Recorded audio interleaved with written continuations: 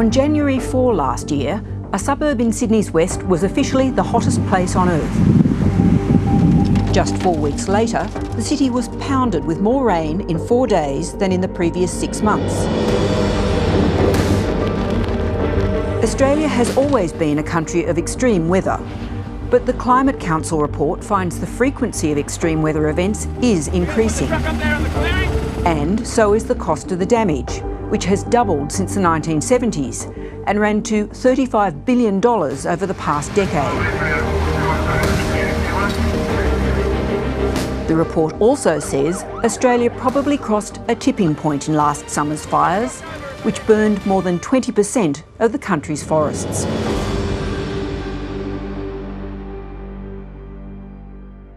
Will Steffen, your analysis makes pretty grim reading in documenting what is already happening, like the heat in Penrith, last summer's bushfires, and something called flash droughts. Your report suggests these are worse events than we were expecting at lower temperatures. Yeah, that's right. The report shows that, in fact, the last 2 years have been remarkable for extreme weather around Australia. Penrith was the hottest place on Earth for one day. We saw the third mass bleaching event of the Great Barrier Reef. Everyone in eastern Australia, for certain, remembers the bushfires of 2019-2020. And during 2020, we had massive coastal erosion along northern New South Wales and into Queensland. All of these are at the very upper end or beyond the upper end of what we were expecting at a 1.1 degree temperature rise. So this is basically showing us that Australia is more vulnerable to the extreme weather events that are being fueled by climate change, more vulnerable than we thought even 5 or 10 years ago. It does suggest we're going to have to take drastic steps faster, exactly as we were warned 10 years ago. Yeah, that's absolutely right. We were warned 10 years ago that if we wanted to meet what turned out to be the lower Paris target of 1.5, we had to start getting emissions down during this past decade. We didn't do that. That means that it's virtually impossible now to hold temperature rise to 1.5. So that brings the 2 degree target into question. Already, 2 degrees is going to be a pretty difficult climate to live in. But even that means that we cannot afford any more delay. Well, how does that compare with the targets that the government and the opposition are talking about? It's basically a doubling of the reduction task, isn't it?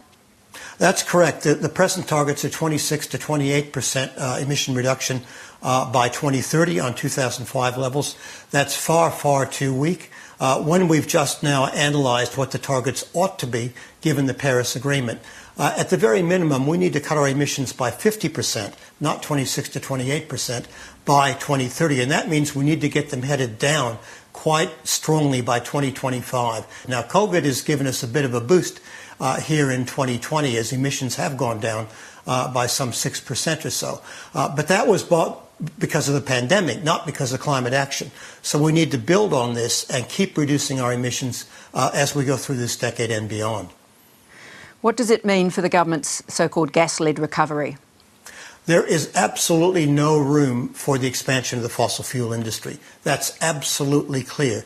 To meet these Paris targets, to get emissions down by 50% by 2030, we have to rapidly reduce our use of fossil fuels, coal, gas, and oil.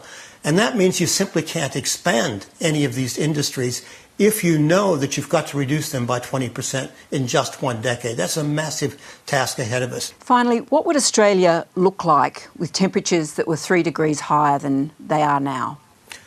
A 3 degree world is a pretty frightening one when you actually start looking at it in any detail. Extreme heat would be beyond anything we're experiencing now. A lot of what we call extreme heat, between 35 and 40, might be considered a cool day during a summer with a 3 degree temperature rise. The Great Barrier Reef would be gone. Forests would probably burn as soon as they grow back. In fact, we probably wouldn't have many forests. They would be converted to savannas or grasslands. The drought, the drying trend we're experiencing in the southwest and the southeast in our major agricultural zones is very likely to be much more severe. And that means we may become a food importer rather than exporter. It'll be really tough to grow the food that we need. When you think about it, this is a world where you can actually plausibly say a collapse scenario cannot be ruled out. This is going to be a really tough world just to live in, let alone survive in any sort of reasonable sense. a very depressing outlook, Will Steffen, but thanks for your time tonight. Thank you, Laura. Hi, I'm Lee Sales. Thanks for watching this story. If you'd like to watch more of 7:30's stories, they are on the left of your screen. And tap on the button below to subscribe and get the latest from ABC News.